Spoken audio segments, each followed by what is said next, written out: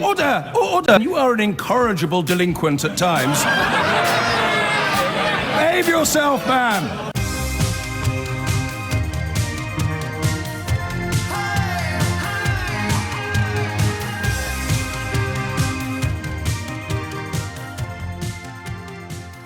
I feel every time we introduce a new conversation on the programme, we probably should play that little bit from the top of the show when we describe the ludicrous footballification of everything. The idea that you can't criticise Theresa May without being accused of fetishising Hugo Chavez, and you can't criticise Jeremy Corbyn without being accused of being in the pay of Conservative central office. But there we are.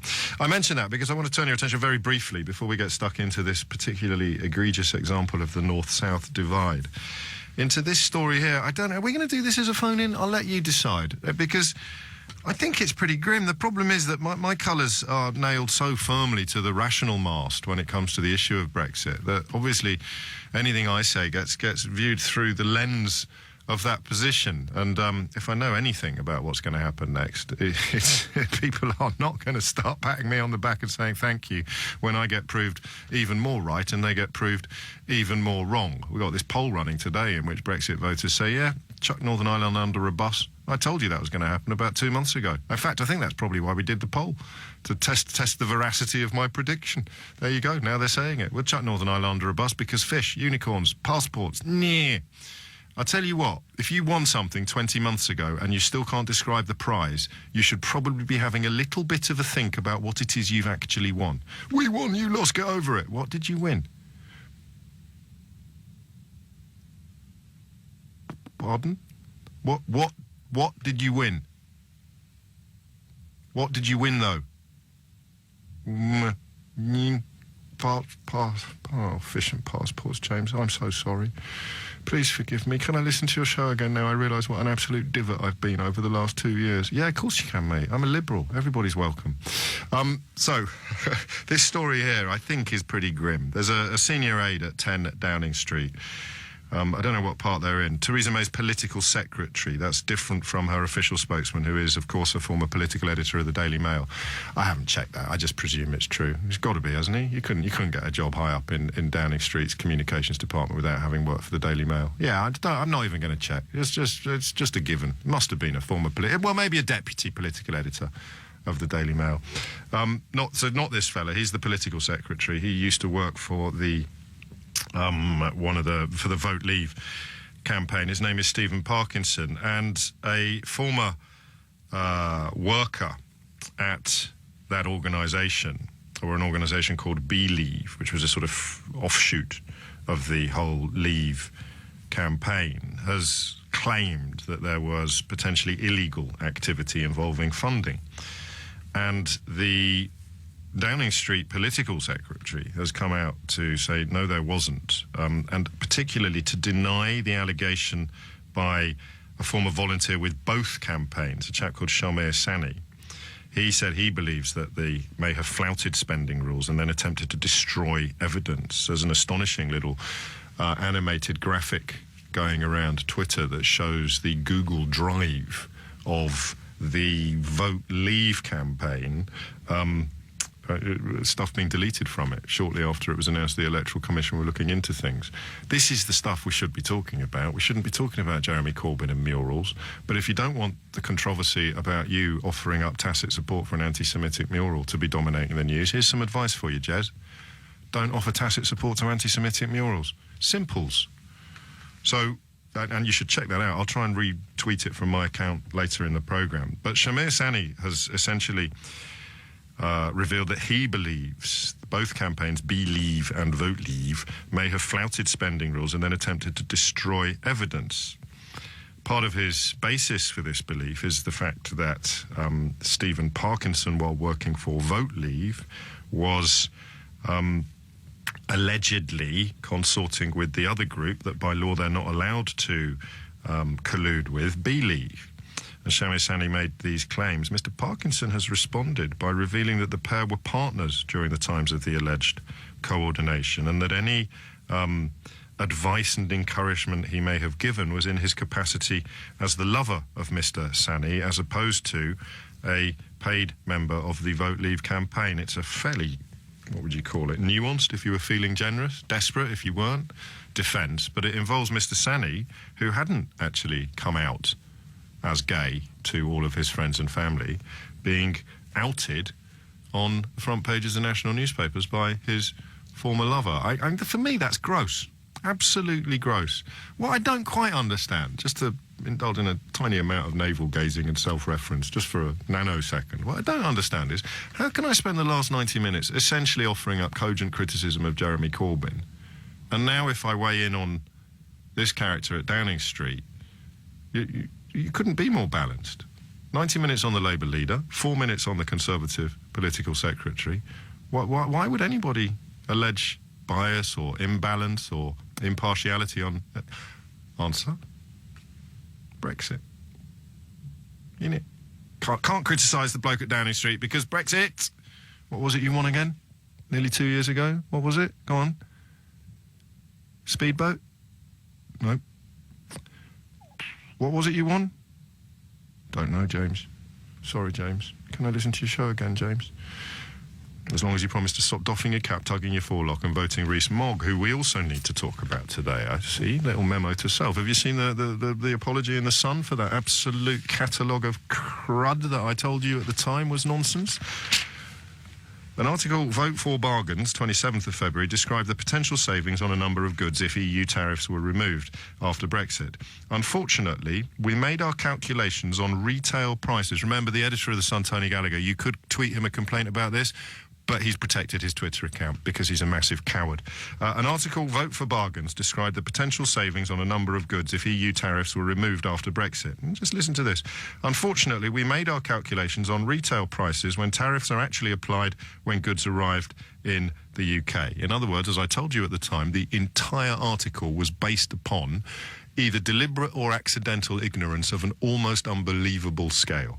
It has taken them almost exactly a month to the day to issue this apology and this retraction, but I would remind you that Jacob Rees-Mogg, who of course has dismissed all of the economic modelling of his own government that he professes to be loyal to, Jacob Rees-Mogg, who has dismissed all expert economic forecasting on the impact of Brexit, he tweeted this undiluted rubbish as accurate. And last time I checked, he still hadn't deleted his tweet, which tells you exactly what he thinks of his followers. Doff cap, tug forelock, vote Rees-Mogg. Some examples contained within this apology. I quite like this one. Savings on an LG flat screen TV was given as £44, but there's an EU free trade agreement with South Korea, so there is no tariff. It reminds us of poor old Jean in Lowestoft last week, who thought that she could prove to me trade from Lowestoft in fish was going to be great because she had a ship full of whelks setting sail for South Korea that afternoon, not realising, of course, that is as a direct result of a free trade agreement with South Korea that we're only part of by dint of our European Union membership. Do you want some other examples? Leaving the customs union would not necessarily directly result in any savings on cigarettes and not £4.54 as stated. Savings on cherry tomatoes was given as 21p, but almost all EU imports of tomatoes come from Morocco, which has a preferential arrangement with the EU. The tariff on mozzarella is €1.85 per kilo, so the saving on a 125-gram packet would be about 20p, not the 69p stated. The article also stated, this is where I know I'm not going mad, because there are moments when I look at what I consider reality to be, and I see what's being reported by newspapers like The Sun and the Daily Mail, and perpetrated by alleged journalists like Tony Gallagher, the editor of The Sun, which runs a Shop a Snowflake hotline, but whose own Twitter account is closed and protected. This is when I know I'm not going mad, when I read this. The article also stated that we pay trade charges on more than 13,000 items from outside the EU. In fact, for many of these goods, no tariffs or charges are payable, which is as close as The Sun ever come to saying to their readers, we think you're so thick, we're going to lie to you and lie to you and lie to you again, and then a month later we'll publish a shoddy little paragraph on the right-hand column of page 2, admitting that we've lied to you, but you're going to be too thick to notice. Here's the thing about being a liberal. I don't think you're thick. I just don't think you're getting the information that you need. And it's on days like today that I know I'm right. That article there, which last time I checked was still up on Jacob Rees-Mogg's account as an economic forecast he believes you can trust, while he, of course, insists you can't trust a single word that the Governor of the Bank of England says, a single word that the economic forecasts undertaken by his own government have concluded, and one presumes a similar degree of scepticism for all of the economic modelling undertaken by everybody from the European Union right through to the Mayor of London. Don't trust any of that, says Big Jakey, but believe this in The Sun, which 1 month later has to publish the mother of all clarifications, culminating in that conclusion. In fact, for many of these goods, no tariffs or charges are payable. Liars. Liars, frauds and cheats. Golf cap, Tug Forelock, vote Rees-Mogg. We're back in the room. 11:49 is the time. You're listening to James O'Brien on LBC. Coming up later in the programme, I will reveal to you the freak scientific experiment that may have unleashed 200,000 rogue mice into a city. Well, I don't know, actually. It's probably not near you, but if I scare you, the more I scare you, the more likely you are to postpone the shopping trip or stay sitting in the car park until I reveal whether or not there is going to be a mutant mouse running around your house at any point in the near future. I'm increasingly concerned about this story. Do you ever register how little you know about stuff? It's a really unfashionable thing to do, but I think we should start being a bit more honest about our ignorance. Of all of the restaurants that you routinely walk past on a British high street, I'm thinking chiefly of the chains, how many of them are actually owned by hedge funds? How many of them exist solely as vehicles for profit from the investors and the shareholders? I think we'd both be surprised by the answer. And it may have the kernel of an answer to this problem as well. Many high street restaurant chains, the future of many high street restaurant chains may be in doubt after rising costs and falling demand contributed to profits dropping by 2/3 over the past year. 2/3 they've gone down by. I suppose the delivery services have probably played a part in that as well. But we're going to talk about something altogether different now. We're going to talk about a subject that, oddly, is quite close to my heart, because it seems to me that we're in danger of allowing our country, at the behest of the kind of frauds, cheats and liars that I was describing to you a moment ago in the context of The Sun publishing the mother of all clarifications and corrections for their claims that Brexit was going to save you money. Just checked, still on Jacob Rees-Mogg's Twitter feed, so that gives you a very neat indication of precisely what sort of regard he has for the people who follow him on Twitter. Even The Sun have admitted that it's an absolute tissue of lies, but not Big Jacob. The division that's being engendered and entrenched by people like this, who also simultaneously claim that they're somehow on the side of ordinary people while lying to them, seems to me to be class-based, geographically based, colour-based, Brexit-based, anything at all that they can use as a wedge to drive us apart. Seems to me to be assuming a new and frightening power at the moment. So park that. That's just an overview. This is a matter of fact and record. A report by the Children's Commissioner for England has found that pupils in the northwest, the northeast and Yorkshire, plus the Humber, are less likely to do well in secondary school, more likely to go to a poor school and more likely to leave education early. Here's quite an arresting thought. A child on free school meals living in Hackney, which is in East London, turns out to be 3 times more likely to go to university than a similar child in Hartlepool. I'll tell you my bubble. I don't know Hartlepool. I'm not your typical Londoner. My roots are in the north, and most of my happy memories, many of my happiest memories are based up there as well. But I'll tell you this, the problem, the extent of my bubble on this is I hear the word Hartlepool, and the first thing I think of is Peter Mandelson, a former MP for Hartlepool. That's how immersed I am in Westminster politics and the lens through which I view the rest of the world. Wasn't he campaigning in Hartlepool when he pointed at the mushy peas in a fish and chip shop and asked if he could have some of that delicious guacamole? An anecdote that's almost certainly not true, but which is too good to remove from the public discourse. I'm familiar with lots of other parts of the north mentioned here. I've lived in Manchester. My first home was in Yorkshire. I went to school in Yorkshire, although not in any way that would have exposed me to the experience of entrenched deprivation. But I don't get it. And I know London in the last 20 years has turned things upside down. It's gone from having some of the worst schools in the country to having some of the best. But again, I couldn't tell you why or how.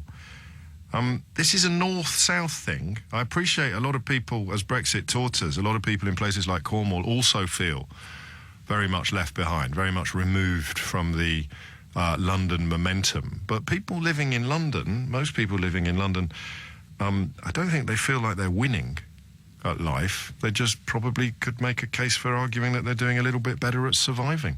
I don't know. For me, the struggle is real. Best story of the day? Cleaners at the Daily Mail have just received a pay rise after collectivising and unionising and negotiating. Here's a really interesting political conundrum that I hadn't seen coming. It looks as though the cleaners at the Daily Mail will now be earning more money than the trainee reporters, many of whom, of course, routinely write articles claiming that wages are being driven down by immigrants. It looks like the immigrant cleaners at the Daily Mail are now on more money than the British-born journalists who routinely write articles about immigrants driving down their wages. Which means if you are lucky enough to bump into a trainee reporter at the Daily Mail, do two things. Number one, shake them by the hand and tell them that you know it's not their fault. Number two, ask them how exactly immigration is responsible for driving their wages down to a lower level than the immigrant cleaners who currently work in their own offices. Yeah, it's definitely one of those days when I know I'm not going mad. So we turn our attention next to the North-South divide, and we ask a very simple question, the simplest question of all. Why? I don't think you can answer this unless you've got a foot, or at least 1 foot in the North. And I'm going to go out on a bit of a limb, because recently we've been incredibly lucky to really get a flavour of how national LBC has become. Sheffield, bizarrely, seems to be overrepresented. Doncaster, Leeds, all of these places, Hull, all of these places will be relevant. Why do you think, and I guess you'd be even more qualified to comment on this if you shuttle or have shuttled at some point in your life between the two, why on earth would London children on free school meals be 40% more likely to achieve a good maths and English GCSE than children in the North? What happens to educational aspiration when you hit Watford? 0345 6060 973 is the number you need. I've got nothing. And it can't be, this is why it's a different conversation from the one we often have about life expectancy and socio-economic distinctions, because that's about people living longer if they've got more money. More money equals less stress equals more life. I get that. It's a little bit more complicated than perhaps that representation allows, but it admits pretty straightforward understanding, doesn't it? Why is that person there trying to survive on 10 grand a year dying sooner than that person over there struggling to get by on 10 grand a week? Answer, the person on 10 grand a week never worries about paying the bills. They never worry about putting food on the table. They don't open their window in the middle of the night to see a congregation of obnoxious moped-riding youths on the street outside, which means they can't get back to sleep again. That's why they die young. It's simple. But this comparison is between people of similar socio-economic status whose difference is solely geographical. Solely geographical. Also, I think, bad news for the Labour Party, given that a lot of these constituencies would historically have been returning Labour MPs. And up until 2010, they would have been returning Labour MPs to Westminster, where Labour ruled the roost. How have they ended up being left behind? I mean, I hesitate to indulge in too lazy a stereotype, but do we raise children differently in the North? I don't think we do, but, you know, I'm basing this on 30, 40-year-old experiences. Would I be raising my children differently? It doesn't matter. I think the middle class are immune from this. It seems to be a comparison of the poorest children in the country. If they're in the north of England, they're going to be considerably worse off in terms of aspiration and achievement than children with the same socio-economic or financial family status would be in the south. And I want to know why. And I don't really know where to start except to ask you, please, to give me a call and tell me why you think it is. 0345 6060 973. If the North is to flourish, says the Children's Commissioner Anne Longfield, it needs to grow and retain the talents of all its children and truly offer the opportunities in life that they hope for. So is there a sense there that actually if you're clever and successful and you're being educated in the North, the first thing you do is leave the North? I hope not. It's a fairly grim conclusion to arrive at, but in the absence of anything better, you are going to have to wonder whether there is a kind of magnetic pull towards the southeast, which I do recognise.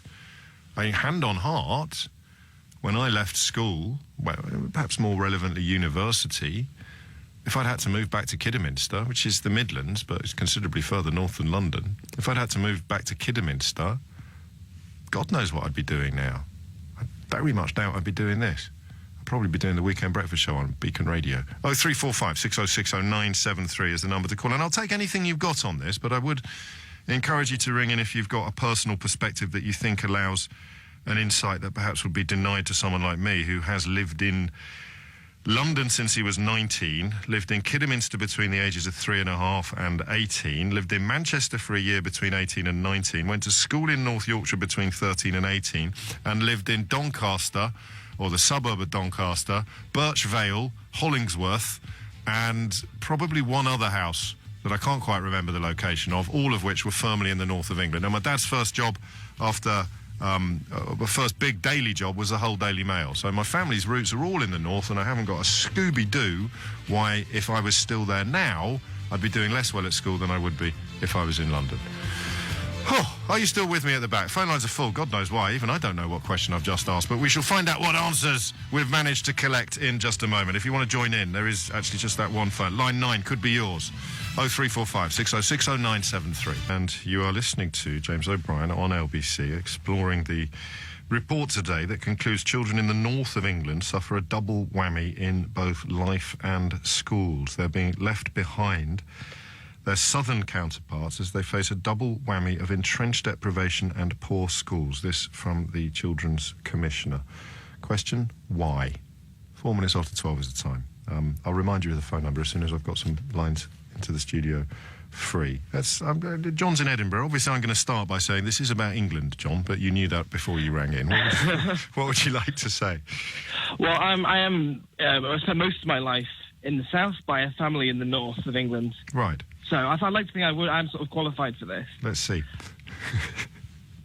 I spent most of my life in a small southern town called Market Harborough, very affluent, well-off.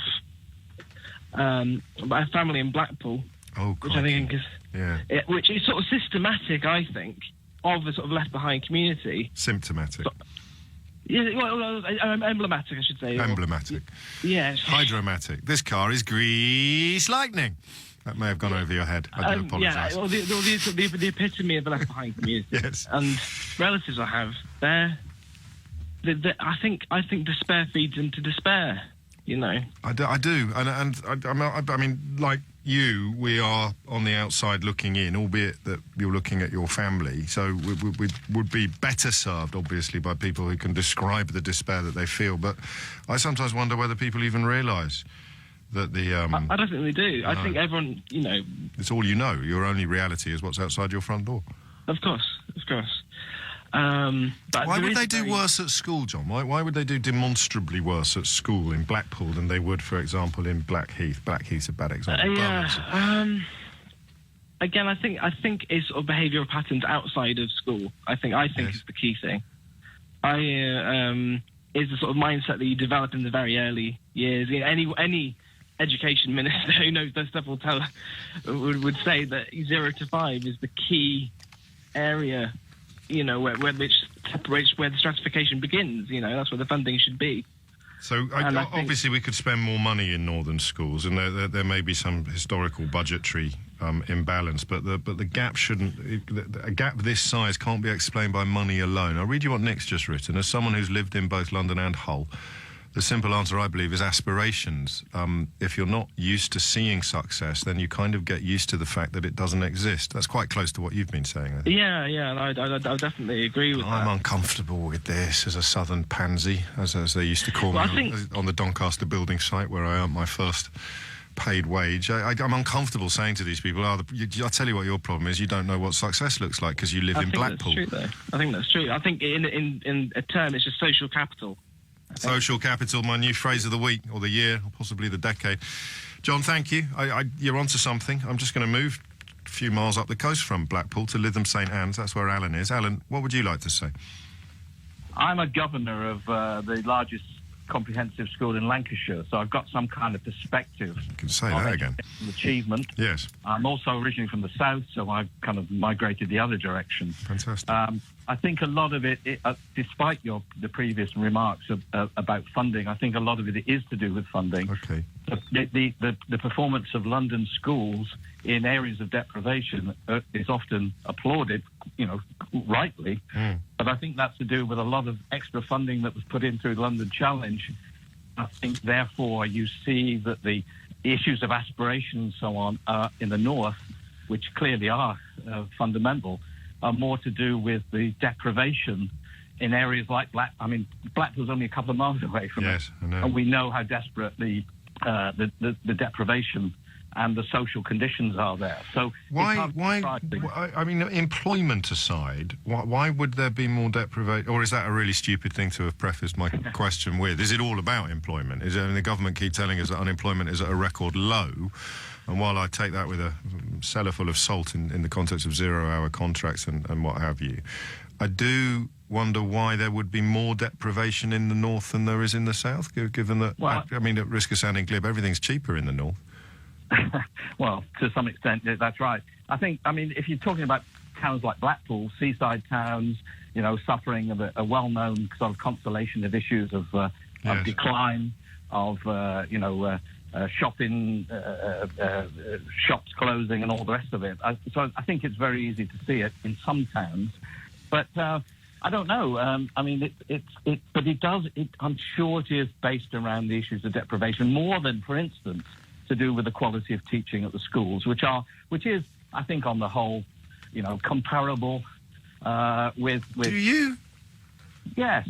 3 times more likely if you're on free school meals in Hackney to go to university than if you're on free school meals in Hartlepool.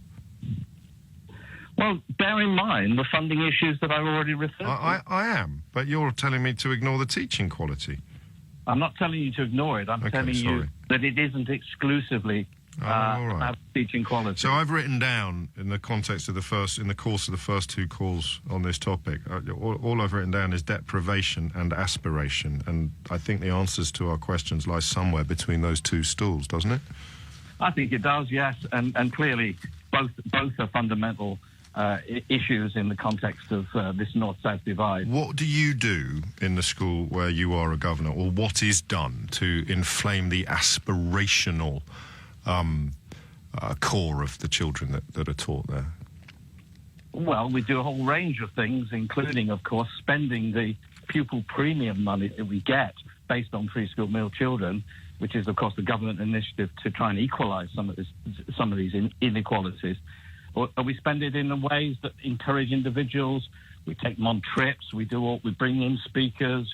We show them the alumni that have come through the school and their successes and so on. Admittedly, Lisbon St Anne's isn't necessarily it's quite a well-to-do corner of Lancashire. Relatively speaking, but we have areas of deprivation within the town. We have Blackpool children coming in. Of course. No, I get that. You've got to remember I'm groping around in the dark on this one. And I'll take whatever sort of shards of light I can find. But there is a suggestion from Anne Longfield today that children growing up in the north love it and they're proud of it, and they don't want to leave. They want a future where they live near their family and community, jobs, opportunities to rival anywhere else in the country. That, to me, is a negative as well as a positive, because, from Dick Whittington onwards, there's been an idea that success in this country involves packing up your troubles in your old kit bag and heading for the big smoke, isn't there?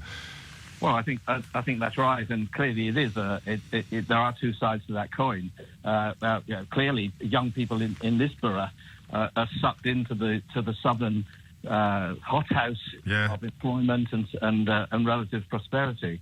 But equally, of course, children with other children young people want to stay in the area for good reason. Yes, all of the obvious reasons, and with due respect to. To much of the south, I'm looking out here on a beautiful sunny day. The sea is a couple of miles away, and it's a very pleasant place to live. So, all right. I walked to the boat race on Sunday, mate, from my own front door. There you go. Stick that in your pipe and smoke it. So I think we have to be careful about the assumption that northern schools are underperforming generally, although clearly there are schools that underperform. No, there will be exceptions, but we're discussing the general rule, and I'm afraid the general rule does hold, and it is, according to the Children's Commissioner, a double whammy of entrenched deprivation and poor schools. But I take all of your points on board, not least the the observation that it isn't going to hold true across all schools. I think there's enough here, though, to describe it as a trend, and a trend is always worthy of examination. Cheryl is in Huddersfield. Cheryl, what would you like to say? Oh, hiya. Hi, Cheryl. Probably plenty. I'm 52 now, but was... I love that. We should have that. It should be a new tradition. What would you like to say? Loads, James. Loads. Absolutely loads. Shed loads. Carry on, Cheryl. Yeah, I'm 52 now, but I was born in Hackney. I'm from Hackney, and left there about the age of 20, 30 years old.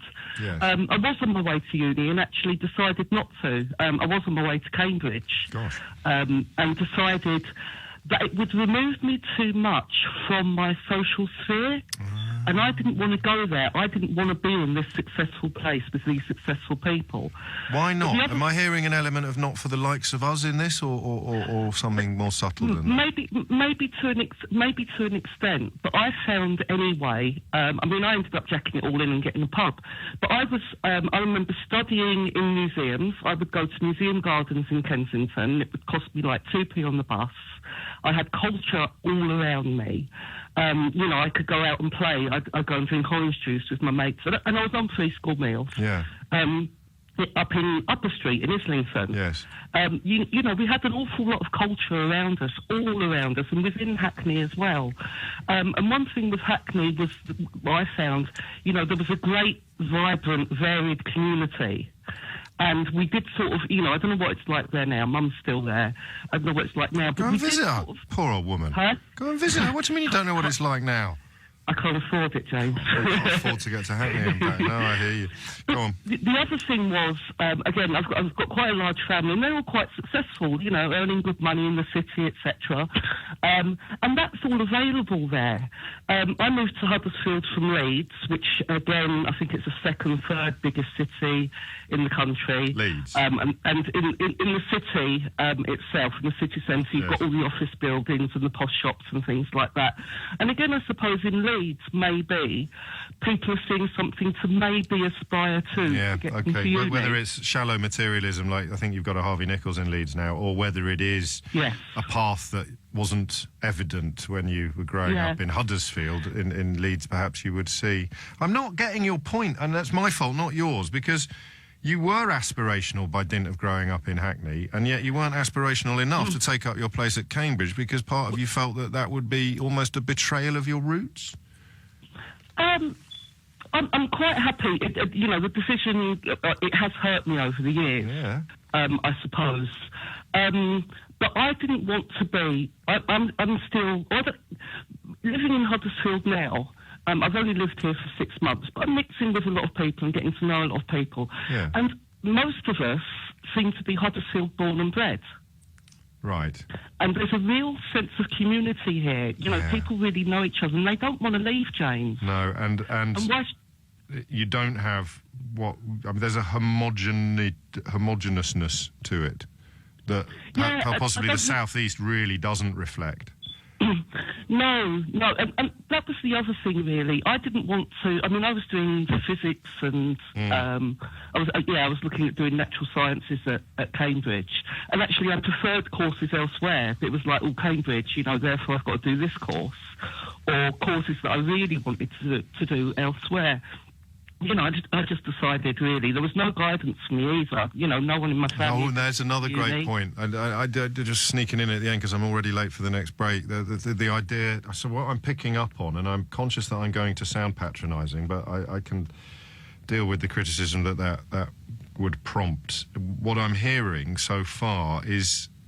two things. Number one, that throughout history, the most successful cities have always been melting pots. So if you see London and its environs as essentially representing the South East, then they are drawing talent from all across the world, not just across the country. And they're not just drawing talent, they are by definition attracting the most ambitious people from other populations. I don't know about you, but I'm not sure I'm made of the right stuff to pack up my family and take my chances on a boat in the Mediterranean in the hope of a better life at the other end.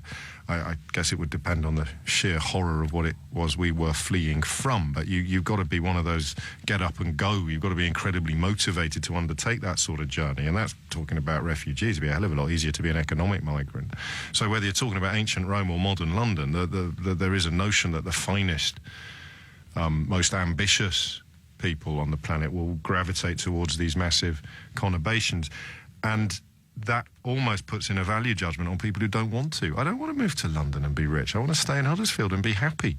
And maybe we value too much the people who want to move to London and be rich than we do the people who want to stay in Huddersfield and be happy. And because we're not valuing the people who want to stay in Huddersfield and be happy, we're not putting the same effort into their education, or possibly their parents aren't demanding the same effort be put into education that would happen if you were in a city like my city, my home, London, that is essentially defined by the modernity, the aspiration and the diversity of its population, which, of course, post-Brexit has been made to look like a bad thing. That story I mentioned to you about Theresa May's political secretary, a chap called Stephen Parkinson, essentially outing his ex-boyfriend while attempting to refute allegations that he had behaved improperly during the referendum campaign. It's not going away. There's a press conference at 4:30 today in which Amir Sani, the aforementioned ex-boyfriend, will offer up further evidence of what he believes is Vote Leave's direction of the smaller group. So to be clear, there's a cap on how much money an campaigning organisation in the run-up to the referendum can spend.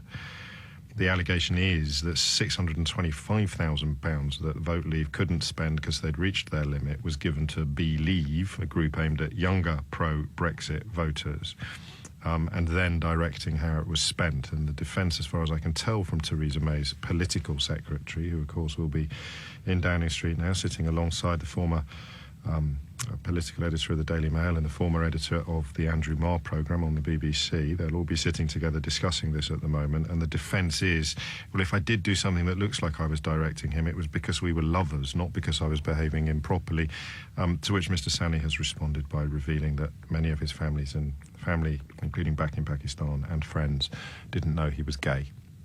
What a tangled web they weave. 12:24. But keep an ear out, that's why I mention it, for that press conference at 4:30 today. And we'll try and get Mr Sani in the studio, I think, later this week. Might be helpful. Back to the North-South divide and the rather grim tidings from the Children's Commissioner herself, I think from Otley.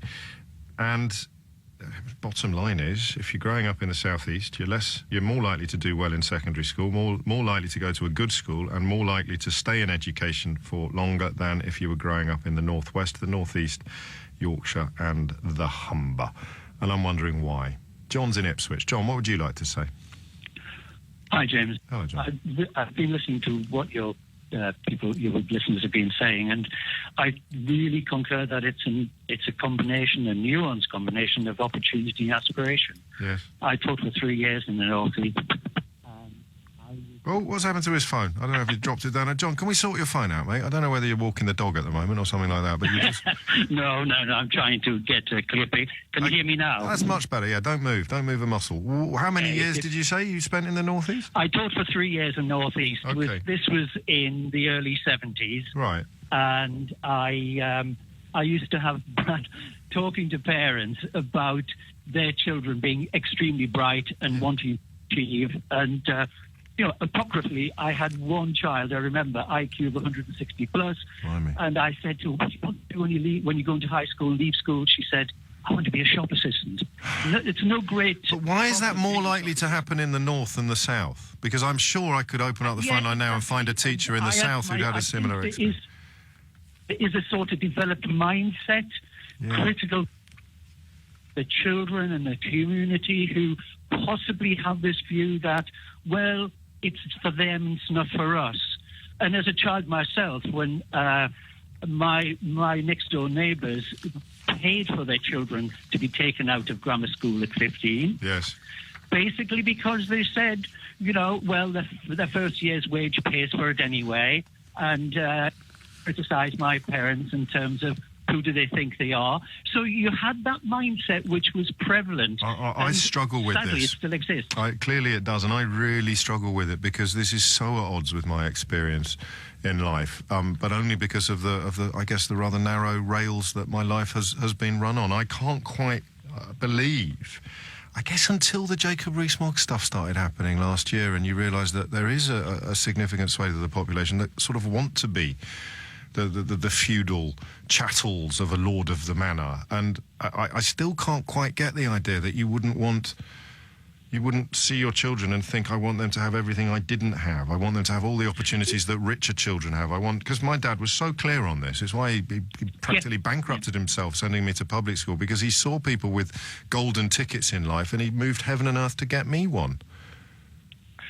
That's right, but I also wanted to be a bit more nuanced, because I think there are pockets of achievement, there are pockets of underachievement, and they live cheek by jowl, but there is a critical mass which makes the significant difference. Yeah. And I think that is what is so worrying, and that's why when I had 3 kids and I worked abroad, I came back to teach in England. I chose a part of the country where I felt my children would have a fighting chance. God, that's depressing, John. It is depressing. I still have lots of colleagues and friends in the Northeast, but I did say to my wife, I don't want to go back because of this very, very aspect. And, you know, I mean, that is it, isn't it? Right? I mean, ambition can be a double-edged sword, of course, because the more ambitious you are, the more open you are to disappointment in life. So, you know, teaching, this is where I worry slightly about the reality television nature of modern Britain, is you're teaching children that they've got a realistic chance of becoming the next star of The Only Way is Mayfair, or you know, becoming the new Ollie Murs. Yeah, am I all right? Those exist, right? No? Oh, nearly. But that's unrealistic. But equally, you know, to teach them that you could enjoy material and professional success when there's only a finite number of jobs in that category, and they are now increasingly rare, even for people from a middle-class background. This is where left-wing politicians and pundits end up sounding paternalistic and patronising, is it? Certainly sort of opposition to private education, for example, which used to be typical among the Labour Party. That is almost telling people that if you end up being successful, don't spend your money on educating your children. And that creates the notion that there's something wrong with educating your children to the best of your personal abilities. Oh, no, it's not for the likes of us. I don't know, maybe I'm overthinking it. We've got half an hour left with this. You'll struggle to get through, but John's about to hang up in Ipswich. You can grab that phone line if you're quick. 0345 6060973 is the number that you need. It is a double whammy. It is real. It's statistically supported. As John reminds us, there'll be outliers. There'll be kids from these areas that do great, and there'll be kids from the southeast that do rubbish. But we're interested in the broader sweep of the country. And I this is, all right, I'll say it, and you can laugh at me if you want. I can't quite imagine what it would be like to grow up in a family that didn't aspire for you, didn't have ambitions for you. But of course, as I've mentioned to you a few times, the thing about being adopted is that you always have, much more when I was younger than now, but you always have that sliding doors thought in the back of your mind, which is where would my life have gone if I'd been brought up by the single teenage mother who gave me up for adoption? It would have gone in a very, very different direction. But I can't imagine it ever being, oh, know your place, son. Oh, no, that's not for the likes of us. Oh, university, son, no, that's not for the likes of us. A-levels, I don't think so. Why don't you try and get a nice job in a shop? I don't know how you describe those outlooks without sounding judgmental. You're going to teach me. Back to this deprivation aspiration triangle. We don't know what the third point of the triangle is. There you go. So you've got deprivation and aspiration. But what's the third point of the triangle that explains why children in the north of England are so much less likely to thrive, according to some measures, than children in the southeast? I'm just going to return, because no one else will. That's the problem with, I suppose, backing a horse that turns out to be absolutely filthy, is that people are a little bit reluctant to admit it. But a few requests to listen again to the pornographic actress Stormy Daniels describing Donald Trump's seduction technique. And I should warn you now that if you're of a delicate disposition, or you find perversion bordering upon the incestuous distasteful, you should probably look away now. He's like, wow, you are special. You remind me of my daughter. You know, he's like, you're smart, beautiful, and a woman to be reckoned with. I like you. I like you. And of course, possibly she's lying. I mean, it's not as if there's any evidence at all that Donald Trump is such a filthy pervert. He'd think about his own daughter in a sexual context. If Ivanka weren't my daughter, perhaps I'd be dating her. You know? Stop it! Oh, it's so weird. See, there you go. People laughed. That's the problem. People laughed at that. A man talking about essentially having sexual designs on his own daughter on television, but the crucible of celebrity and the crucible of coverage now is so warped that people laughed. I think he should have been arrested. 12:37 is the time. Back to working class children in the north, poor children in the north, being horribly disadvantaged when it comes to advancement later in life. I'm looking for the whys and, of course, the whats. Deborah is in Bolton. Deborah, what have you got? Hi, James. Hey, maybe I can add the third point to the triangle. Whoa, that's fighting talk. Yeah, history. I mean, you somewhat touched on it, but, you know, the labour history of the deprived areas, children weren't required to grow up with aspiration because they had the factories to go to, apprenticeships. They didn't need it, hence the terminology, the term that some guy used before, that the daughter wanted to be a shopkeeper. Aspiration wasn't driven into the working class. And if you take away the labour market, which has done throughout the north, then nothing's what replaced are you left it. with? I'm going to go for tradition, because tradition sits more nicely in terms of, I've got a fondness of words, so there's they all end in the same way. Deprivation, aspiration, tradition, the 3 points of the triangle. Yeah, I think so. I think that's got a lot to do with it, because you're saying that, you know, people are being derided for not giving the children aspiration, but if you don't have aspiration, or you've never had aspiration, or somebody to guide you, then how do you start giving that to your child? How can you touch on an unknown? And so the question is where do we go from here? You know, you do have to change the way that education is delivered within these areas, and find a purpose for children to have, to give them aspiration, because they don't have purpose. It's not entirely fair to confine the industry, the industrial infrastructure of the United Kingdom that's declined over the last. It's pretty much dead in the water by the time Thatcher left Downing Street. It wasn't confined exclusively to the north of England, but I mean, you've got car plants in Dagenham. We're thinking really about the mine, being known as Cottonopolis, the whole, you're onto something there. I have a friend who works in hedge funds. We were talking about the fisheries situation within the EU, and they're saying, well, look, it's only 5% of GDP, and any financial... 5%? It's 0.5%. Well, 0.5%. I hope that's your mistake, not the hedge fund bloke. That could have cost him several billion pounds by lunchtime. No, it's definitely my mistake. I had several billion to lose, James. Yes. Anyway, and they said, you know, it's 0.5% of GDP, and we can take that up with financial services. And I said, yeah, that's great for London, but it's not great for the rest of the UK, because obviously the financial services will be drawn to London and drawn to the south. It's a good point, whereas fishing is kind of the opposite of what you'd see as a cosy London-based industry. Just for the record, because I've been swatting up on this a bit at the weekend, most of the reason why our fishing industry has, or some of the reasons why they have huge problems, is that the licenses to fish our waters were privatised, and a lot of them were sold to foreign companies. But you won't be hearing the people who oddly look like fish campaigning about fish by throwing fish into the River Thames, mentioning that, because the truth is rather hard for them to swallow. My problem then becomes twofold, Deborah. The first is, I think it's probably tougher now to sell aspiration to an uninspired generation than it would have been 30 years ago, because there are fewer opportunities around now than there were when I was 16. Absolutely. And you know, it's an age thing, but when I go into shops now, I see young men working behind the shop counters in cafes. You know, when I was younger, of that age, they were all in blue overalls with grime under the fingernails, or, you know, going out to lunch when the factory bell sounded. But now these guys have had to change what aspiration does a child have? You know, I feel so sad for them. I'm kind of glad I'm halfway through my mortal coil voyage, because... You know, what's the future holding? Well, I think I increasingly, and even a year ago, if you'd said this to me, I'd have... do you know, when I got this job nearly, I mean, God knows, 12, 13, 14 years ago, I asked the producer to get me a cuckoo sound effect, and then if a really mad caller came on, I was going to play a cuckoo sound effect and I'm still waiting for it, Deborah. But if you'd said to me a year ago what I'm about to say to you, I would have played the cuckoo sound effect in the background. But I think universal basic income is looking increasingly inevitable when you set it against the concerns and the contexts that you've just described.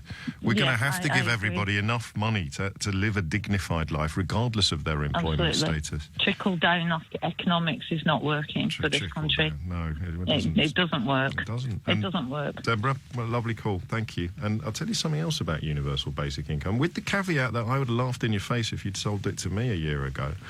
You know, the Italian election that happened recently, and because we can't, it's so hard in this country now to actually get an objective newsline that isn't being filtered through the pro-Brexit billionaire newspaper owners. So a lot of the coverage of the Italian election result was based upon, oh, there you go, you see the rise of the far right and Euroscepticism. The Five Star Movement, which I think did better than any other party, the Five Star Movement made a manifesto pledge to introduce a basic universal income.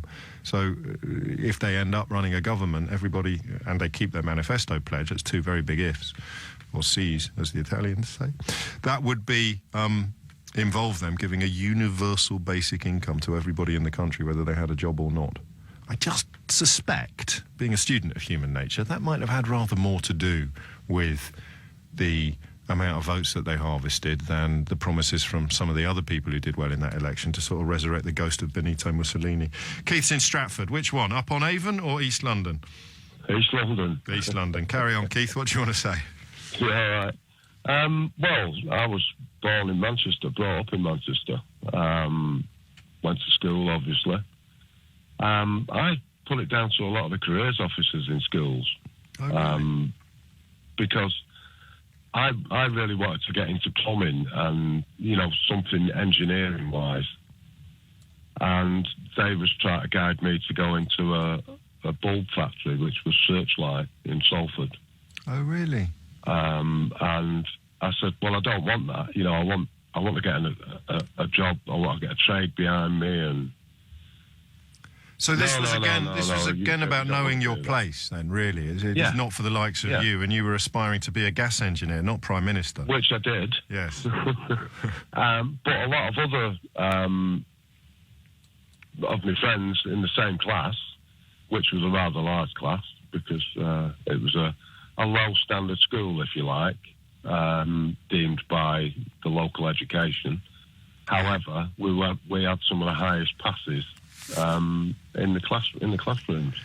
What about Mum and Dad, Keith? What role did they play in your development?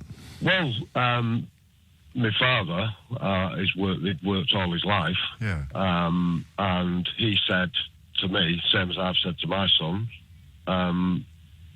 you've got to work for a living, and if you don't work for a living, you're not going to be worth anything. You know, like, you've got to aspire to get more money and get a better life. You're not going to get a better life unless you get a good job.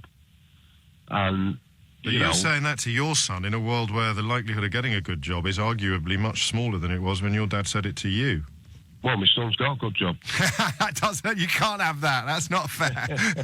I'm having that all the way. I'm very proud of him. No, I'm quite right, you are as well. But I'm speaking, obviously, about the broader realities rather than the specifics of your family. I understand. Well, I came to London. Why? Why did you come to London? 4 years ago. Why? Funnily enough, to oversee a contract, a gas engineering contract that wasn't going too well. Right. And you've stayed? Yeah, I came for 3 weeks. They wanted me to stay for 3 months because they liked the way I worked. Blowing my own trumpet, but I was very, very highly qualified. Yeah, I'm sure.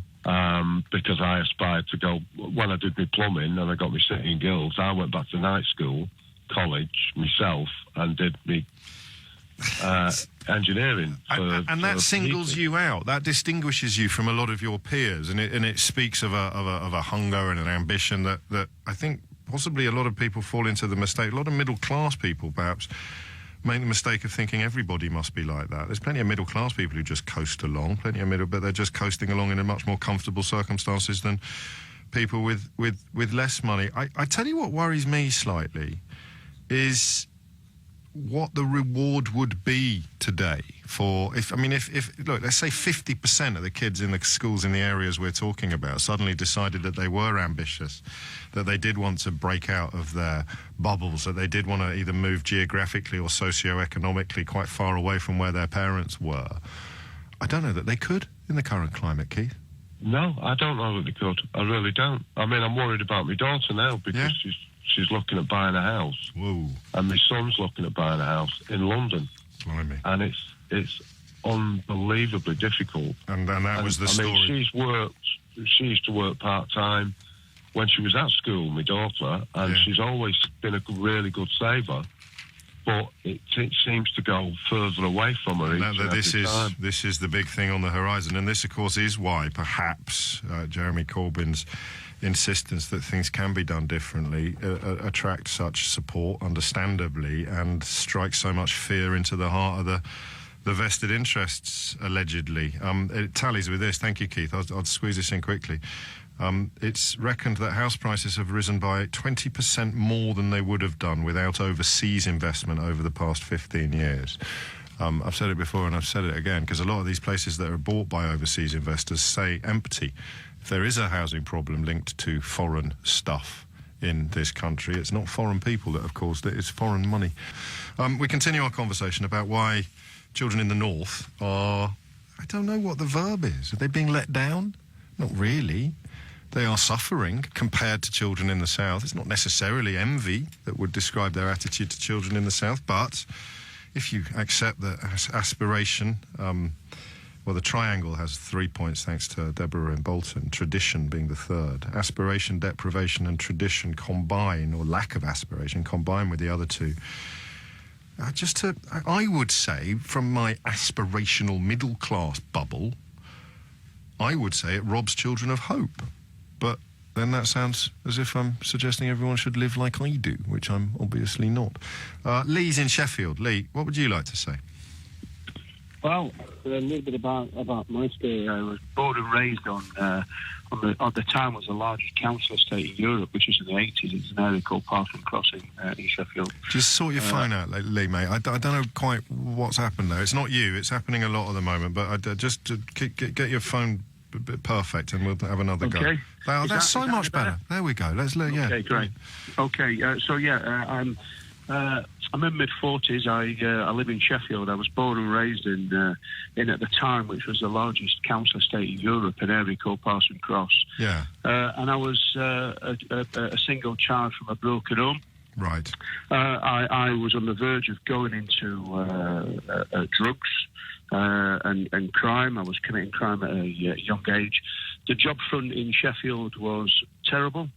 Our coal mines and steel industry had been decimated by Conservative government, and not made any better by the preceding Labour governments within. We're into the 21st century now. Yeah. So you're talking about Blair. I'll tell you where we are now. Go on. So I joined the military as a young guy, which got me away from Sheffield, and I've come back and I've grown a business. Yeah. Now, a significant sized business with 400 plus staff. Blimey. And I've been working with some of the local schools, and what I am seeing is there is a lack of opportunity. It's getting better. There is some investment, but not enough. What I'm seeing happening in schools is the teachers are overworked. Yeah. The teachers are underpaid. They are overmeasured.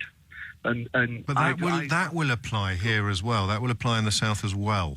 Of course, but all of those more opportunities in the south. Yes. There's a lot more investment, a lot more engagement with business. I think and I have an office both in Swindon and London, and I struggle for a resource down there. Yet up where we live in Yorkshire, I'd never struggle for a resource. There's a lack of opportunity, and I think for me, what I've seen working with my local school in a socially and economically deprived area. I think waiting for government and expecting government to chuck more money in, I think we'll be waiting forever. What the hell? I agree with you up to a point, but there is a large part of me that thinks, what's the point of a government if it's not redirecting money from the wealthiest areas to the poorest areas in order to bring people up to a similar level? Well, I think, But we can't. We'll die waiting, won't we? Absolutely, we will, yeah. So I think there needs to be a little bit more engagement by business. What I've seen with kids, we've taken... You've done it again with your phone. Why can't you keep it where it was, mate? There we go. Thank you. Carry on. We've taken some underprivileged children into our business, and we're talking children who are on the verge, well, committing crime, but on the verge of committing... And you can do that. I'm going to move on because the phone's not great, and I may have time to squeeze in Martin, but you've reminded me of two of the lads that I met at the Combat Stress dinner last week, the mental health charity, who have got a pest control company now that they run, essentially helping out... I mean, you're helping out underprivileged children. They help out men and women who've come out of the armed forces, possibly suffering from PTSD, and they were explaining how... 4-day weeks, lots of things that are normal and doable, but this culture of bosses that, well, no, we can't do that, we've got to make this and we've got to save that. That's part of the problem that you've just highlighted, because you would spend less money hiring kids from backgrounds different from the one you describe, but you're prepared to put a little bit of money into what could be loosely described as social improvement, or even, dare I say it, social justice. And that's what makes Lee a great boss and a great bloke. But it puts him at odds with the current Tory ideologies, which would suggest spending any money on... Well, they've even turned social justice into a pejorative, haven't they? They've turned it into a negative. If you believe in social justice, I think that's what SJW means, and that's why it's supposed to be an insult. That's capitalism. Lee is a capitalist business owner, but some of the money that he generates from running a successful business, he uses to improve the lot of people who would otherwise be left behind. And the alternative to that would be Jacob Rees-Mogg. And that's it from me for another day. Doff cap, tug forelock, vote Sheila Fogarty. We'll be back every time. We'll be back again tomorrow morning at 10. Change the world. Indeedy. And should we just finish with that final comment from Donald Trump, just in case you think we exaggerate just how disgusting that man is? This is him talking about his own daughter. If Ivanka weren't my daughter, perhaps I'd be dating her. Incest, eh? Isn't it hilarious?